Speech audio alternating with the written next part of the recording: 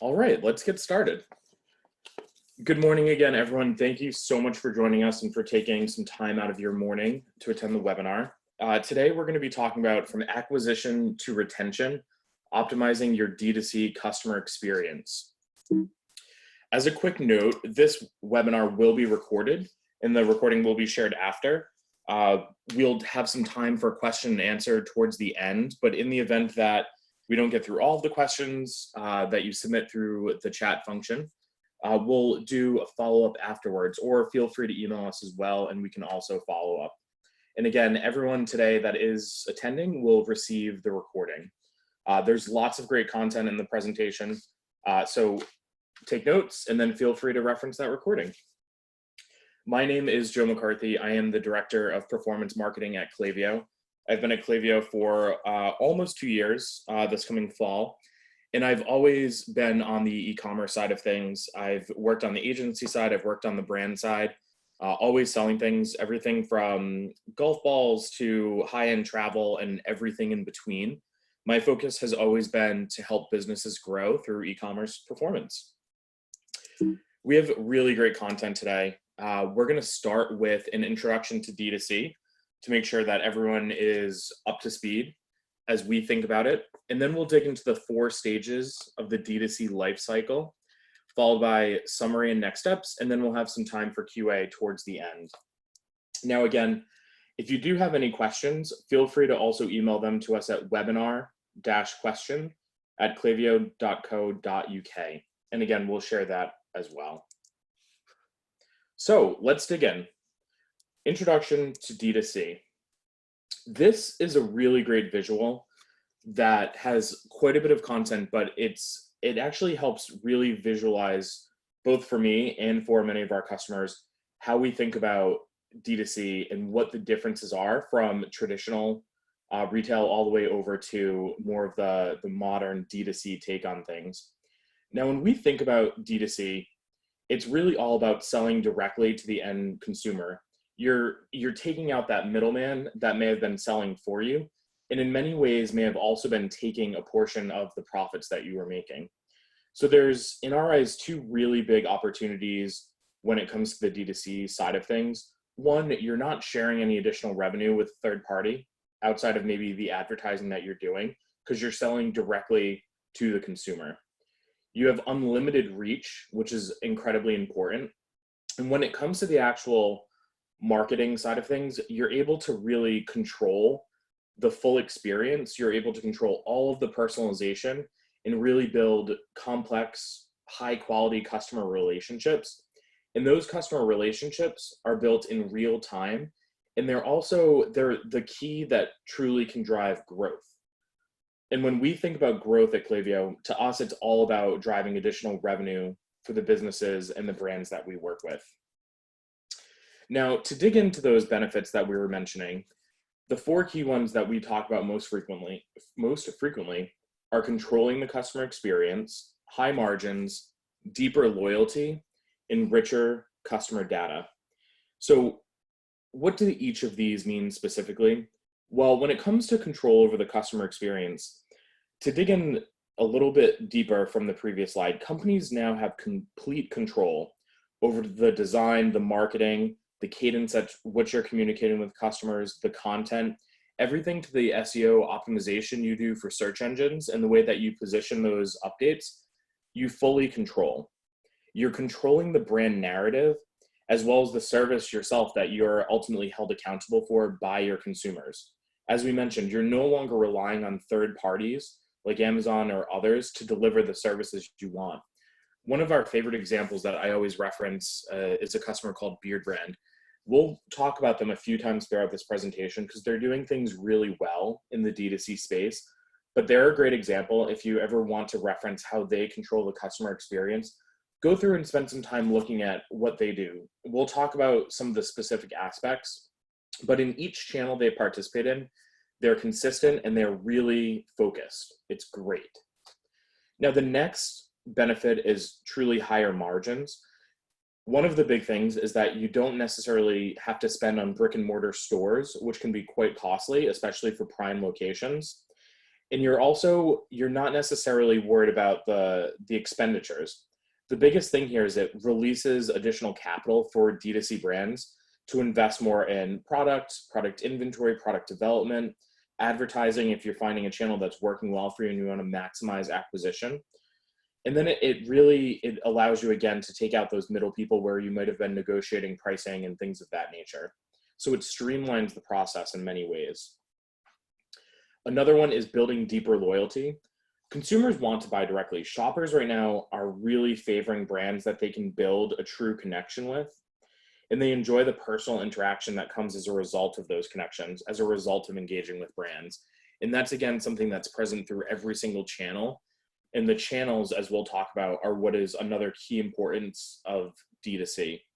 And then the final one is richer data. So when we think about customer data, that's how we really want to focus and make intelligent business decisions. When you're focused on being a D2C brand, you're focused on also being data first. It allows you to have a ton of different options to understand your customers' preferences, their lifestyles, demographics, their purchase journey. And as a result of all of that, you can make more informed decisions to target your customers with what's going to really resonate with them. So for example, if you're working with your VIP shoppers, you can target them with much more specific offers or without offers if you think that they don't need them to convert. It allows you to really have an access to this wealth of data that essentially helps you be more agile. One of the things we'll reference many times throughout this presentation is the concept of data and how important it is to a D2C marketing strategy. Ultimately, it is what differentiates brands from traditional online giants or high street shops. Now, when we think about brands that are doing it really well and are cognizant of what's happening in the space, Nike comes to mind relatively quickly for me and for many on our team. Nike projected that its D2C business will reach $16 billion in sales by the end of their fiscal year 2020, this year. You see, lots of people are familiar with this story, but if you're not, let me cue you in a little bit. Nike actually decided to leave Amazon. They had been running a pilot test, and as a part of focusing on elevating their consumer experience, they wanted to really focus on more direct personal relationships. And ultimately that meant selling direct through what they call Nike Direct, as opposed to selling through Amazon retail. And when we specifically look into the numerous articles that are out there about this business decision as to why they really get into this, what they found was that they were already doing a high volume of sales in their D2C direct side. They had already hit about, I believe it was 10.4 billion, give or take, in 2018, and they just saw a ton of opportunity to keep investing there. And that's what really drove their decision to focus on this business model. Now, the D2C model is, for some, considered relatively new. It's been a trend for the last 10 years, give or take, and it's really something that is working. As you can see, e-commerce businesses are growing rapidly, especially right now as a result of COVID and the shift in consumer spending. But again, it's ultimately all about the relationships and the data that's fueling those relationships. So what does D2C actually involve? What are the 4 stages of the life cycle? Well, first and foremost, there's the acquisition. So the acquiring and learning of engaging with customers. There's conversion, so actually driving that end sale. There's fulfillment, so the actual aspect of delivering the products to the consumers who have purchased from you. And there's all of the different steps and unique aspects that fall into that bucket. And then ultimately, there's also retention. So it's not enough on the D2C side just to secure that first customer, but it's important to secure repeat purchases from them, ultimately growing loyalty. Often when we draw this chart in other presentations, we actually will show it as a funnel. And at the end, we articulate the idea that once you've retained customers, it's then about turning them into advocates who will spread the great news about your brand through word of mouth. And that's another key step here, but that is ultimately a whole other presentation. So for the purpose of today, we're going to focus on these 4 key stages. So let's dig into acquisition first and foremost. When it comes to acquisition, The main traffic here is the main objective here is to gain website traffic. Ultimately, the website traffic is what you later will try to convert into those customers. The biggest role here is to really learn and engage with consumers across multiple channels. Those channels include everything from SEO to Instagram, Facebook, social media, paid search, advertising. It even includes live events. If you're attending or showing at live events, those are also very key and all part of the acquisition funnel. Now, there's so many channels, and while we would love to cover all of them, that would take us days. So we'll touch on a few of them as we go through the rest of the presentation. But we have tons of resources over on the Klaviyo blog that can help you with any of these particular channels. Now, there's some really good news. I know a lot of us have been very stressed with everything that's happening as a result of COVID, but right now, brand discovery is at an all-time high. And what that means is consumers are out there actively seeking out new brands to purchase from. This is a huge opportunity for us, for the e-commerce businesses that are looking to build those unlimited high-quality relationships that we were mentioning earlier. And those relationships are, again, what ultimately turn into growth. At the start of COVID, we launched a few different polls and surveys that we merged with our internal data to produce really robust insights. This is one of the insights that came out of actually our consumer poll. And what we found here was that 46% of consumers said that they were shopping with new retailers, while about half of the pie was able to find all of the products that they needed with their usual retailers that they would shop with. Many were not. Many were out there looking and seeking new brands. For one reason, could be product availability. Another could be that the needs and the products they actually needed to secure had changed, and as a result, they were looking for those new retailers. So when we talk about the opportunity to build new relationships, this is one of the keys right here. People are out there looking for new brands. What we've also found most recently is that when you're able to leverage any of the different channels that we've talked about to drive traffic to your site right now, we found that the actual form submission rate, so the forms capturing email address, first name, all of those items that you choose to ask consumers for on your site, the submission rates on those forms have really, really grown tremendously. So it's not just an opportunity to build relationships, but it's an opportunity because right now consumers are willing to share those details more so than we've ever seen them before to start that relationship process.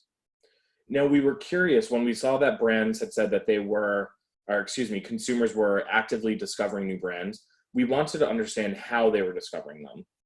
And what was interesting is in many cases, this hadn't changed dramatically from the pre-COVID timeframe. Now, by age, it varied a little bit with where people were really discovering brands, but Google search remained a top priority.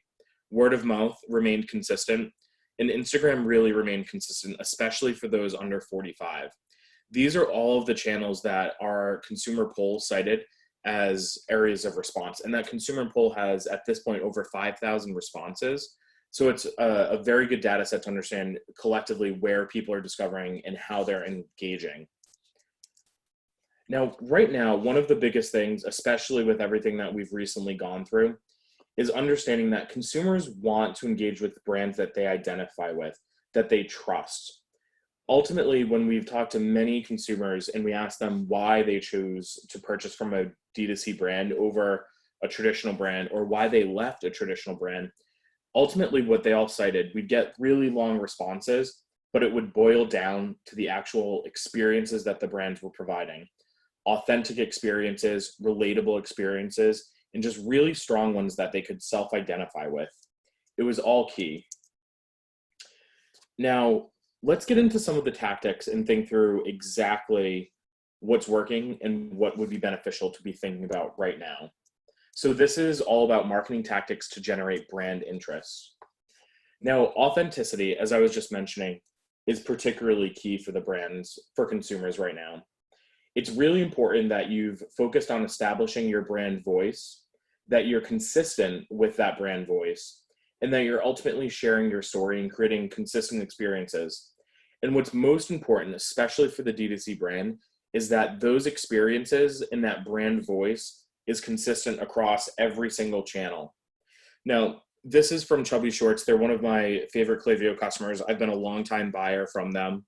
I've watched their marketing for years now. And what I can tell you is that they are extremely consistent. They know who they are. You can read here. It's definitely a fun brand. It's casual. They're very, they're kind of lively and fun in the copy that they write. And it's always consistent. Their use of emojis is consistent. The way that they just position everything, it's just, you know when you're having an experience with Chubbies, because it doesn't feel like a unique experience in each channel. It feels like a well-planned, thoughtful, and natural experience. It's authentic. Now, it's not just the voice that you have to remember for consistency purposes.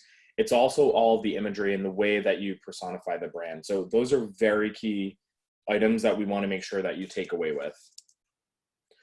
Another great example is Away. You see, with Away, they're all about storytelling. It's the central part of their marketing. And it's all about thinking not just about the actual luggage itself, but the stories that they can tell and that they can share across press, across social media, across their advertising. It's things that make people take notice. What I've personally loved about the Away marketing is it's very rarely about the product itself. It's always about the stories that happen as a result of the product. If you really go through it, they have, their Instagram is one of my favorite ones to reference, because you'll see the product, but it's, like I mentioned, not about the product. It's about all of the places that you'll go, the things that you'll see, where you'll travel to, and how much easier it is as a result of using a piece of Away luggage. So a great brand for inspiration, a major DTC brand. So definitely check them out if you're not familiar. And if you are familiar, it's always great to go back and reference their content. Now, let's dig into the concept of personalization, because this is also really key. Leveraging all relevant customer data when developing your social ad strategy is very important. The more personalized that you can make the advertising that you do, the better the results you'll see, the better engagement, the better click-through rates. Ultimately, it communicates that authenticity, but it also shows relevance. A great partner, and you'll see as we go through this, we've shared some of the partners that we work with here. So if you are interested in developing further or leaning into one of these strategies, we've provided some recommendations on partner brands that our customers have shared that they've had really great results with. So when we look at advertising programs, Shoelace is a great example. What they allow you to do is really think about leveraging the Klaviyo integration to automatically retarget subscribers with an ad campaign that leverages your email content. Or you could even retarget based on specific open and click-through rates. So it's all about tying the email engagement you have right over to the social advertising channels. So really starting to build that consistent social strategy. Now, when we start to think about the audience, we really want to make sure that we understand the customers and we understand how they're engaging in the actions that they're taking. So again, it's great, like we were just mentioning with the Shoelace example, to drive people to your site with really relevant marketing that's going to be tailored to them based on their engagement. But then it's on you to truly understand the behaviors of your VIP customers, your net new shoppers. And the more that you can understand them, the more that you can build better, more robust marketing to engage with them later. So some great platforms here that we recommend: Glue, Segment, Simon, all really just positive reviews that we've had from customers that really help them understand much more in depth what those actual customers are doing, that allow you to then really build personas to look at and understand demographic information, even motivation. And ultimately what it helps you develop is a channel-centric approach, because not every channel performs the same way. Now, that audience understanding, it's going to carry through the rest of the conversation. So keep that in the back of your mind specifically. Now, once you've started to understand your audience and you can pull out VIP customers, we talk about VIP customers a lot because they ultimately are a smaller portion of your overall customer group, but they represent a pretty strong amount of your sales. So when we think about VIP customers, you want to be able to start pulling out who those VIPs are, who your influencers are, all items that you can find in the data, and then leverage. Now, when it comes to VIPs and it comes to acquisition, this is where we really want to think about merging the data together. So once you have a VIP segment that you understand, they're some of your best purchasers, they have a high average order value, they purchase frequently and often, they're the audience you want to take and sync to Facebook and Instagram. You can do this really easily through Klaviyo, but basically use those audiences, those VIPs, to create your lookalike, to start targeting and finding additional buyers for your brand that are very similar to your VIPs. It's all about leveraging that zero party or first party data that's going to help you ensure that when you're going out there in the market and you're spending money on acquisition, that you're leveraging people that you already know, data that you know is proven as a converter. Now, another one on the acquisition side is the concept of referrals. It's a great way to acquire customers. It's partly can be through word of mouth, but it can also be through great partner programs like Loyalty Lion or Swell. When it comes to these specific items, for example, this Porter Road, they're a curated meat box, but they have a referral put in place where they can actually share their program, and ultimately you're giving someone a discount off their first purchase, and then you're getting a reward too. And we see this as a promotion that works very well. A number of our customers leverage this, not just on the food side, across a number of different verticals. So when it comes to the concept of understanding your current customers, leverage your customers. If they're having a great experience, leverage them to bring in more customers to you, especially if you've proven what a great D2C brand you are to them. They can help you reduce your cost of acquisition. They can increase your cost of goods sold. And ultimately, you can even see higher average order values as a result of this. And then ultimately, building trust. So we've talked about a number of different stages, but trust is one that is difficult to build. It takes time, but it can be quickly lost. So you always want to be thinking about the actions that you're taking and how it's going to influence and build trust with you. When it comes to acquisition, one of the strategies that we recommend is to demonstrate social proof by sharing customer reviews, especially in digital advertisements and across social media. And as you can see here, there's lots of review platforms, Yotpo, Bazaar Voice, Trustpilot, all great ones that you can use and then leverage that user-generated content in your actual marketing programs. Yesterday, we were having a really lively discussion on another call, and someone asked, what about negative reviews? Should we share those? And ultimately, when it comes to trust and authenticity, there's some really smart and intelligent ways that you can use negative reviews. I would never necessarily remove them. I would let them sit there. It's great because it's authentic and it's transparent.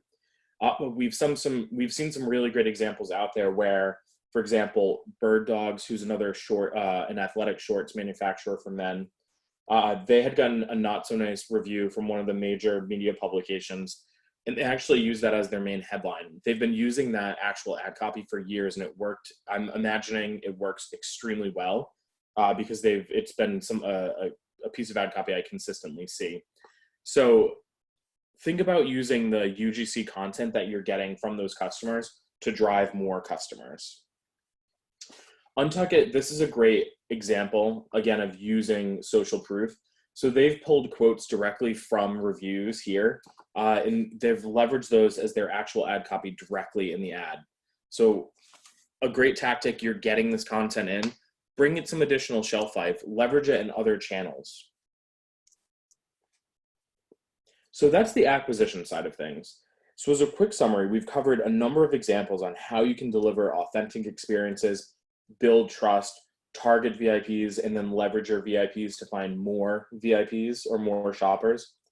The concept of driving referrals from current customers, as well as using user-generated content like reviews to build and drive your social advertising. Ultimately, remember here, it's all about being authentic, it's about building trust, and it's about being really consistent with the copy and the branding that you're deploying. Now, again, as I mentioned earlier, we could spend hours just talking through all these. So these are just some quick hits to get you thinking. And again, we do have some really great assets on the website. This is one that I'd recommend checking out. It's all about the DTC side of things, how to drive, convert, and grow online sales within each stage. It's published by Klaviyo ourselves, and then with a partner called the Common Thread Collective. Take a screenshot of this or search it over on the Klaviyo blog. Great resource that gets more in depth to everything we're talking about today. Now we're going to move on to the conversion side of things.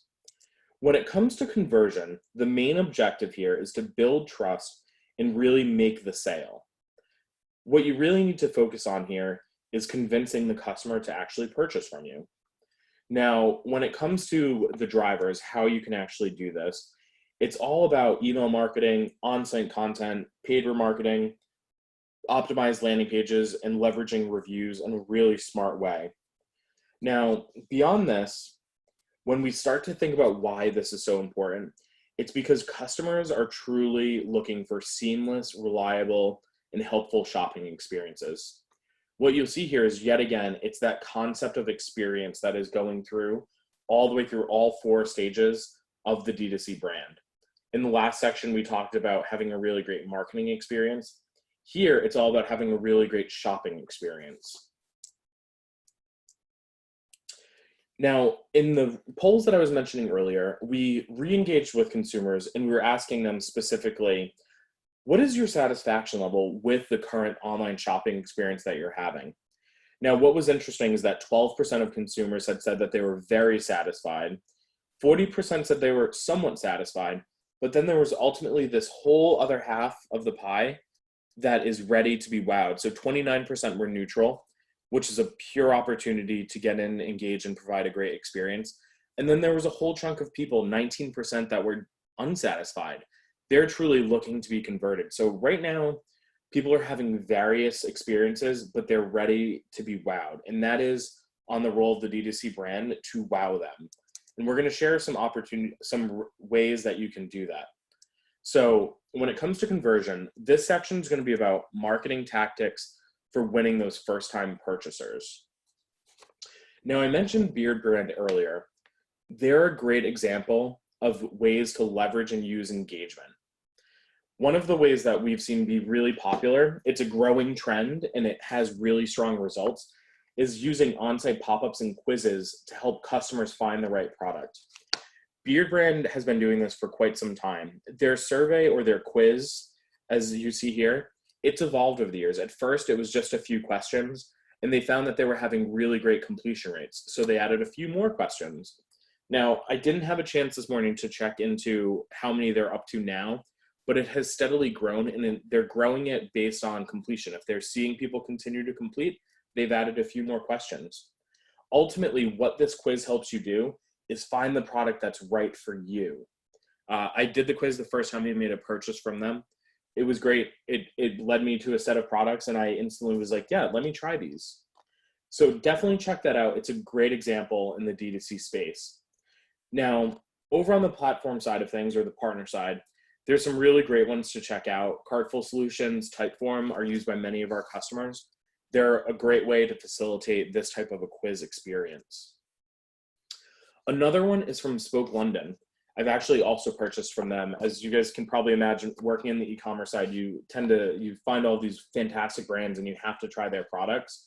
I was so engaged with this quiz because what it did was walk through actually my body type, and it was asking me all of the right questions to help me find the perfect fit. What's so important for Spoke London is that they have hundreds of sizes of their pants, and it's really important for you to take the quiz to figure out which is the right one for you, because of all the different size variations that they have. So another great example of all discovering the perfect fit in 60 seconds. And what's great is that not only can you specifically uncover lots of information, you can also then build flows through Klaviyo that can help you trigger email communications that are personalized to that unique quiz being completed. In those quizzes, you're gaining a lot of information from the customer on what they've engaged with and what their preferences are. So for example, let's say someone lands on your site and signs up for your newsletter but doesn't purchase. They may need help finding the right product. And that's where a quiz can play a great aspect in this. Then once you have those quiz answers, it's basically giving you a playbook that'll help you understand exactly what they're like, what the relevant products are. And then you can use all of those answers to personalize the email and the follow-up based on their answers. So a great opportunity to drive engagement, but also to capture some additional data and then drive really great marketing back to them, all restating things that they've already shared with you. It again helps you be authentic, and it helps you personalize the content that's going to be more engaging and more highly converting. Now, when it comes to personalization, one of the things that's really important is the concept of helping customers find relevant products through product recommendations, or even using dedicated landing pages that you can share or even embed in emails. When it comes to personalization, many of our customers have had great success with Nasto and Just Uno because it truly helps them better understand exactly what the customer is looking for. It improves on-site conversion, and it ultimately helps the customer find what's most relevant from them. You're basically able to take embedded feeds, as you see here, and convert recipients into customers with products based on their preferences. Now, what we love about this is that it shows that you understand who the customer is, you understand what their preferences are, and it allows you to create hyper-personalized segments that are going to really resonate. As you're probably sensing a theme here, it's all about personalization and segmentation in all of the different stages and in all of the different channels. Now, the last aspect is the concept of reducing friction. So the more that you can reduce friction and provide a convenient shopping experience with your brand, the better results you're going to see. When you're providing a smooth and supportive checkout experience, it's noticed and customers really appreciate it. When it comes to the concept of reducing friction, it's all about trying to mimic as much as possible that face-to-face store experience in the online space. Now, there's again some great partners here that you could look at: Klarna, Recharge, PayPal, all very useful for different purposes, either to streamline actual payment processing or to really allow customers to have a more flexible payment option in the case with Klarna. Now, this is really important because ultimately, once you have consumers on your site and they're ready to make a purchase, you want that final experience when they're purchasing to be smooth. This is an example from Skinny Dip London, who specifically digs in and promotes their payment options to further reduce friction. So they're very clear and consistent with, hey, did you know that we offer this? It's here if you need it. And it's very clear and consistent with their brand. Now, another concept when it's all about really reducing the overall friction of purchase is leveraging shipping advantages. Anytime you have an unfair advantage like a great shipping policy, you really want to think about using it. You can do so through on-site pop-ups, as you see here. But on the shipping side of things, what's important is that shipping's a big decision maker right now, and you're going to see a little more of that in the coming section. But when it comes to shipping, make sure you're being clear that you're showing exactly what's happening and how quickly you can get things there, especially with so many folks now focused on e-commerce shopping. As a result of COVID, shipping is playing a major factor. The Tie Bar does this really well. Not only do they have a great discount offer in the pop-up that you see here in their hero image, but across their hello bar at the top, they're consistently showing their free standard shipping offer for $50 or more. This is a major impact for purchasing right now. So anytime that you can showcase it through email, through on-site, through social, it's a great opportunity. We highly recommend it. Now, on the conversion side of things, that brings us to the end of this section. As a reminder, the main objective with conversion is earning the sale. And your role here is to really convince them and to leverage all of the different channels that you have access to actually convert them. The next section we're going to dig into is fulfillment. When it comes to fulfillment, the objective here is to deliver on the commitment. Now, someone has just given you hard-earned money. It's time for you to really show what you can do to reassure them and to help them through the stages of ordering the product all the way to its delivery. Now here, you're really focused on shipping and logistics platforms, email marketing, and SMS marketing to keep customers aware of the process and how you're treating their order. Remember, each order is a one opportunity, And it's an opportunity to foster that relationship even further and to continue, as we mentioned, showing that commitment. Now, I was talking about this stat a little bit earlier. I didn't want to give it away and steal my own thunder, but 70% of consumers are reporting that product availability and free shipping are the top reasons that are influencing their purchase decision. This is one of the most important findings that came out of the consumer polls that we had been running since COVID started. So I mentioned earlier, if you have the opportunity to share a free shipping offer, it's really important always, but especially right now. And this is coming directly from the consumers. This is what is important to them. Customers want products delivered on time and in good condition. Now, one thing that has really been growing, and I'm sure you've all seen this in your own online shopping, is customers also want updates. With so many brands providing updates now on where their products are in the shipping process, it's almost table stakes at this point to make sure that you're providing those updates. Believe it or not, there are still some brands not doing it. And if you fall into that category, that's okay. It's easy to fix, but customers really want those updates. They want to know where a package is in the process. So we're going to talk about now marketing tactics that'll help delight, especially your first-time buyers, but will become table stakes, as we mentioned, for your other buyers. Now, when it comes to delivery, you want to delight customers with first-time reliable delivery. You can do that through a number of different platform options: ShipStation, FedEx, ShipTheory, all great ones that will not only streamline the process for you to make things easier on your side of things, but also they have all of the tracking and all of those information tidbits that your customers are looking for and expecting to understand what's happening. Now, a key part that's becoming more and more prevalent, as I'm sure you've all seen, is packaging and really dressing up that delivery. Ultimately, when customers go and they finally receive that product that they've been waiting for, they're so excited. You want to provide a really great unboxing experience. We've seen a definite trend of customers, especially influencers, who are purchasing products and then they're showing the unboxing experience. So it's important that it's clean, it's taken care of. You don't want something to look like it was tossed into the box. It takes a few additional, maybe a few minutes or a few seconds to really make it great, but it's something that is a trend and you should be aware of it if you're not already. Now, outside of the actual packaging experience, there's a communication experience that is equally as important.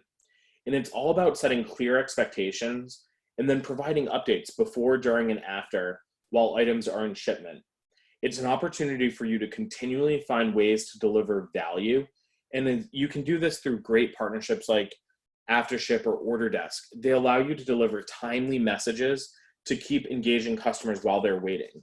Those engagements can also be great opportunities for cross-sells if you have a really relevant product, or an upsell if you have an add-on for that particular product. So it's an opportunity to sell and drive more revenue from someone who just recently made a purchase. They've just demonstrated to you that they're in market. But additionally, it's an opportunity to communicate, be clear, transparent, and authentic. This is an example of real-time follow-up, which we think is really important. Essentially here, what we're showing is that you can trigger automated messages to send when customers receive their order. So what's great is that someone's just received it, it's actually been delivered. Now is a really great time to check in. This is an example from Brooklinen. So essentially, we know that the customer has had their product, the sheets are there, and you're essentially at this point asking them to share their experience or to review the product. It's a great time to check in. You can generate that user-generated content that we mentioned. It's timely, it's relevant, it's just great. And I love this Brooklinen example. So if you're looking for another inspiration brand for people that are doing it really well, definitely check them out. Now, another opportunity is to provide further value with SMS updates. With consumers in general, and I'm sure you identify with this, spending so much time on your phone, it's really a clear opportunity for companies to send and deliver updates through another channel. What you can see here is that we're triggering an auto response through text when someone has ordered a product. So directly through Klaviyo, using our SMS feature, we're basically congratulating them on the newest addition to their closet and sharing that directly through text. It's a great opportunity. As you guys know, SMS is becoming the trend. So again, an item that we have tons of resources for over on the Klaviyo blog for how to use this well and how to do it all with triggered automations. Now, lastly, it's all about accountability as well. How much you try, no matter how much you try, something can go wrong. Someone might not have had a great experience. In the shipping process, maybe something broke or maybe something got damaged. At that point, it's an opportunity to have and generate a great positive customer experience, even through a difficult situation. So some great partners that you could think about using here to help foster that experience: Gorgeous, Zendesk, Gladly, all ways that you can engage with your customers through issues and ultimately win them back without any risk. So what you're probably picking up on is that it's all about earning trust and earning back that trust should something have happened. Here's a great example, again, from Blossom. They weren't satisfied with their purchase, and they're actually offering them a 40% off coupon to show good faith that we understand this wasn't ideal. You know, they've left a negative review, so this is actually shared based on a negative review. Please come back. Please use this discount. It's a very generous discount as well. Now, that's bringing us to the end of our fulfillment overview. When it comes to fulfillment, the most important part of this section is really to think about delivering on your commitment. Someone's just spent their money with you, so really keep the conversation going. Reassure them that they made a great choice by buying with you, sharing all of those different details, all of those updates through all the channels that are most applicable for email and SMS. Now, believe it or not, that brings us to the fourth slice of the pie: retention. Now, retention is very important. It allows you, the objective here is to increase repeat purchase rate. And what it's the role here, or what it allows you to do, is really think about nurturing someone. And the way that you can do this is through some of the channels we just mentioned, so email and SMS. You can also leverage your community. And then there's also the options for loyalty software. You see, with consumers spending so much money with you, and with them really identifying with your brand, they ultimately want to be recognized, especially the VIP shoppers. They want to feel like a VIP shopper. It helps you provide a sense of community and show them who your brand is on an individualized basis. And why this is so important, I almost said this stat on the previous slide. It is far more expensive, 5x, to acquire a customer than it is to retain a customer. So when you're thinking about your strategies, especially as you're seeing maybe some customers who are maybe no longer engaging with your emails, or you haven't seen them purchase in a while, it's a definite opportunity you want to think about to re-engage that customer through a channel mix that's going to bring them back to make that purchase, or at least bring them back to the site and keep them engaged. You've already spent money to acquire them. Don't let that money go to waste. So what we're going to talk about now is tactics for creating lifelong customers, because that's ultimately what we want to do. So one option is to really think about rewards and what you can do with rewards. So getting customers to purchase again with incentives and discounts. One tactic for this is potentially by leveraging birthdays, for example.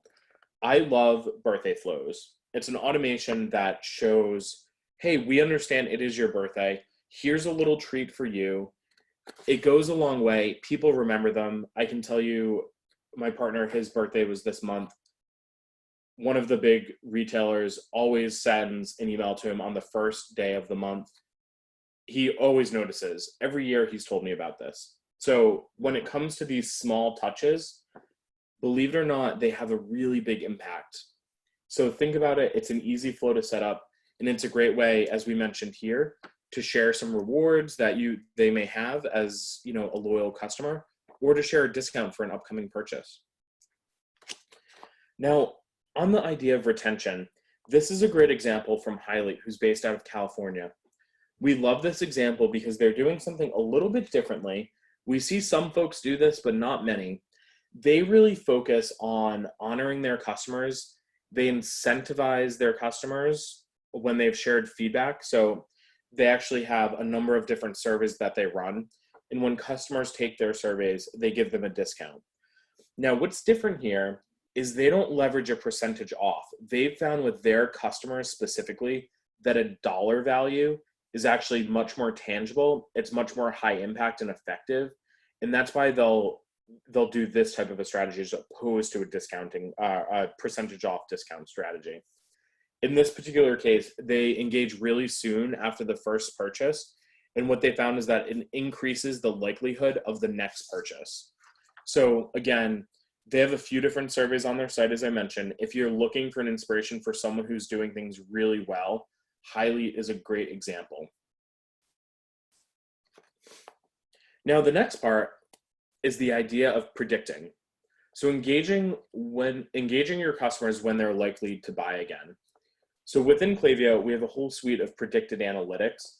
And what we really want people to think about is use the predicted analytics to understand when your customer will purchase again and share a really relevant communication with them at the right time.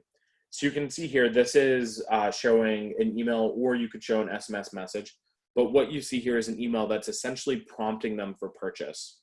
Now, what's great is with the predicted analytics, you can also do a flow like this if you anticipated that someone would purchase and hasn't yet. So it's, again, all about leveraging that first party data that you have to engage your customers continuously. Now, another concept that's important to us, this is one of my favorite tactics, is using tags or custom properties to enrich your customer profiles, so then you can have even better personalized experiences later.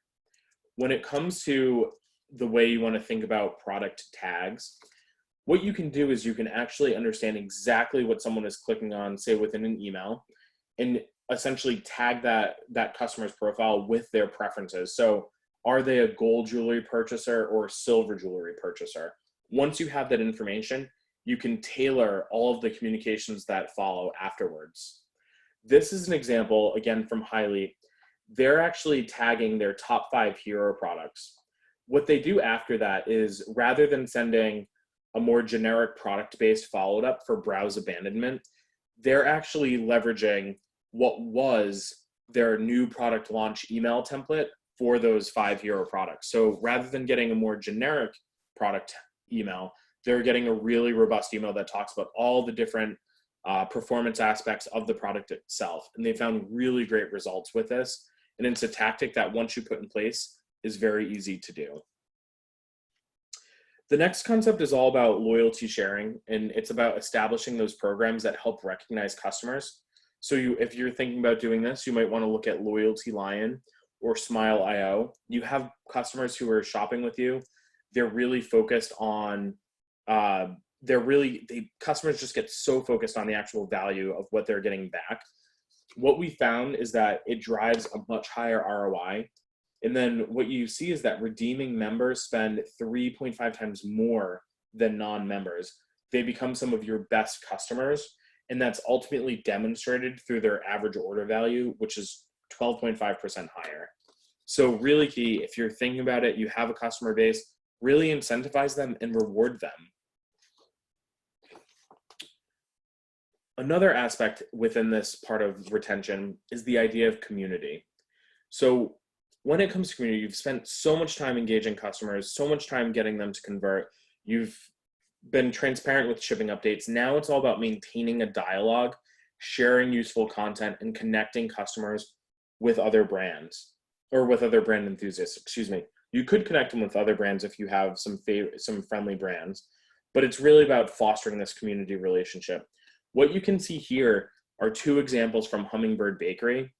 What they've done is they share a thank you message for someone who's just purchased for the first time, so welcoming them into the community. And then if they've known that you've purchased before, they share a slightly different message all about making their day. It's a great way. It's a very simple personalization, but it makes it feel like you understand them that much better. Now, you can carry all of this idea of community in those conversations that you're starting with customers over into social too. This example is from Noble, and it's all about how during COVID, they allowed people to submit their at-home workout, which was really, it was very highly engaged with, lots of sharing. So definitely a concept to move the community conversation from just the emails you're having on a one-to-one basis to really engaging multiple customers together.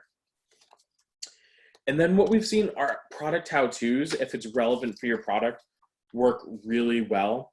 This example is from Curl Mix. They developed this whole series called Wash and Go Wednesdays, where it was product tutorials and how-tos and live streams. They've been doing this for a few years now, and they get tons of engagement and tons of traction. And it's something that was relatively easy for them to deploy. They had everything they needed. It was just a new program that they started, and it's become a really shareable, snackable piece of content. And then the last one here is the concept of really thinking about how you can further your customer relationships through clubs specifically. So with clubs, you can actually, in this particular example, someone has subscribed to be the club. You're welcoming them in. They get a short discount, but it's really all about bridging that gap of one-time customer to community member. What you can see here is they offer a very generous 40% off every order plus free delivery. So it's a great way to take those who are engaging with you most and making them even more part of your brand. Beyond that, you want to think about re-engaging. So there are customers who lapse. We all know that. We hate to see it happen. But when customers are getting to that point, really think about how you can engage them, bring them back. Remember, it's much cheaper to retain a customer. It's okay to spend a little bit of money to retain them than it is to go out and acquire a new one. So always think about what is your strategy for re-engaging potential lapse customers. So as a recap on the retention side of things, you really want to think about how you can increase your repeat purchase rate, how you can think about really generating that loyalty, how you can turn these customers into advocates for your brand. So your role in this aspect is to really think about nurturing that relationship. You've spent money on acquiring them. Now let's foster and build the relationship. What's important to remember when you build relationships, as we all think about the holiday timeframe as sort of the high holy season for e-commerce and retail, relationships that you start building earlier in the year have a bigger impact during the holiday season. They ultimately have higher average order values and higher repeat purchase rates. Now, that is the D2C lifecycle. We could have spent a whole hour, as you can imagine, or more on each of these sections. But in summary, what we want to remember is that to be effective, as a D2C brand, you have to focus on these 4 areas: acquisition, conversion, fulfillment, and retention. When it comes to these stages, there's lots to do in each section. We recommend that you sit down, put together a plan. You likely know right now, if you were to look at this, what areas you're doing well in and what areas you can improve. Each of these each of these sections of the pie, they have an impact. Figure out where you want to spend your time right now, because time is ultimately one of the bigger challenges. With that, the last thing that I will kind of want to say about all of these sections is that what I hope you pulled out of this conversation is that there's some key basics that are part of each one. So personalization is key all of the time. The more that you can personalize anything from acquisition through your ad strategy, through to your email strategy and conversion, and especially on the fulfillment and retention side, you're going to see great dividends paid out from them. Beyond personalization is segmentation. So to personalize really well, you need to focus on segmentation and understanding who those customers are, what's driving them, what are their preferences. And then lastly, what we're talking about, both personalization and segmentation fall into, it's all about data. A key to being a D2C brand is leveraging the data that you have, because you're essentially digital first, you have so many data points, you need to make sure that you're using them. There's lots of great resources, as I mentioned, on the Klaviyo blog that can help with that. So definitely check it out. Ultimately, what we're talking about today is the concept of owning your growth. When it comes to data, as I was just mentioning, for those of you who are newer to Klaviyo, Klaviyo is the first platform that baked all of that customer data in. We give every brand a really robust customer profile page where you can see all of the different tidbits that your customer is purchasing, what they're engaging with, when they're on a website, what they're browsing. And this is what allows you to have those building blocks to create great relationships, great segmented email campaigns, great segmented SMS campaigns that are going to drive revenue. At Klaviyo, we believe it's all about pulling all of the different information into one place and creating a central command center that allows you to do great marketing to produce those great experiences that we talk about.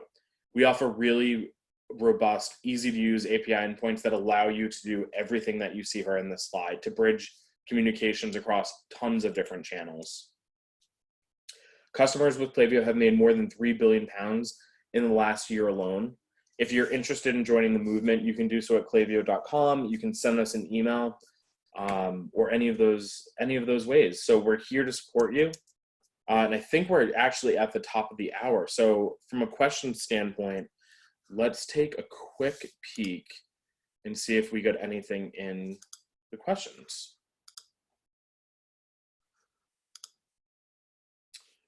One question, where should I start? Great question. One of the things that I would think about from a where to start perspective, I mentioned a little bit ago, look back at each of those sections of the pie chart that we were just going through and understand where you're excelling and where you're struggling. If you can spend a little bit of time understanding what your opportunities are, then you can make an action plan across each of them. It can be daunting because there is so much to do. So if you're just starting out, it's okay. There's been many brands that have been in those shoes before, so don't get worried.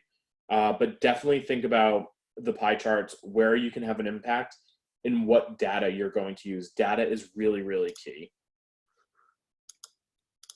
Another question that has come through is, I'm not sure if D2C is for us. Is there a way to test the waters first? We covered a lot today. Is it possible to do it all in one day, as I was mentioning? No, it's not.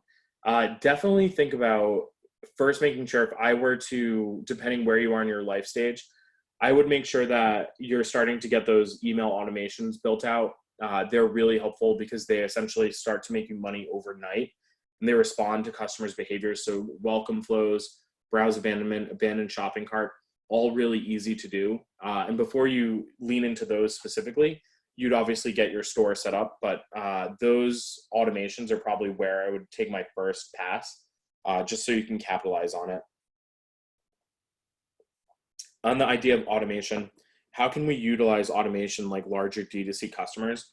What I was just mentioning, the first couple that you want to make sure you have in place, welcome series, very important. They're a key moneymaker. Abandoned shopping carts, also very key moneymaker.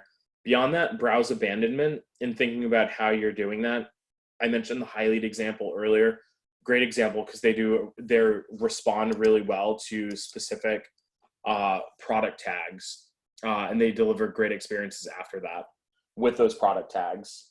And then beyond that, you can start to expand with anniversary flows, birthday flows, win back flows. So lots of opportunities there. That brings us to the top of the hour. We have a couple of more questions, so we'll share this recording. We'll go through some of the actual questions in the follow-up email, and we'll share some additional materials.